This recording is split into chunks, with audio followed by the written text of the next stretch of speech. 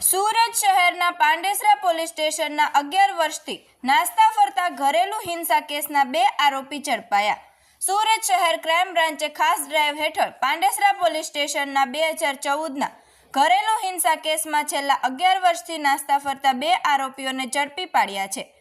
Police commissioner Shri નાઓના નિર્દેશન હેઠળ 19 જુલાઈથી 30 જુલાઈ 2025 દરમિયાન ગંભીર ગુનાઓના ફરાર આરોપીઓની ધરપકડ માટે ખાસ અભિયાન હાથ ધરાયું હતું।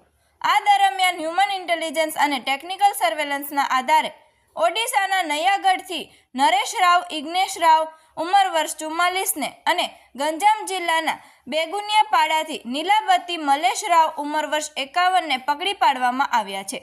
નરેશ રાવે 2005માં પાંડેસરા વિસ્તારમાં રહેતી યુવતી સાથે લગ્ન કર્યા હતા, પરંતુ દારૂની લત અને ઘરગથ્થુ ઝઘડાઓના કારણે પત્નીને છોડી ઓડિશા ભાગી ગયો હતો।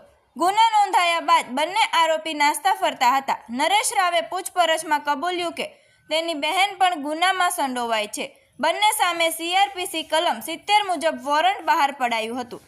હવે બંને આરોપીઓને પકડીને પાંડેસરા પોલીસના હવાલે કરવાની તજવીજ હાથ ધરવામાં આવી છે।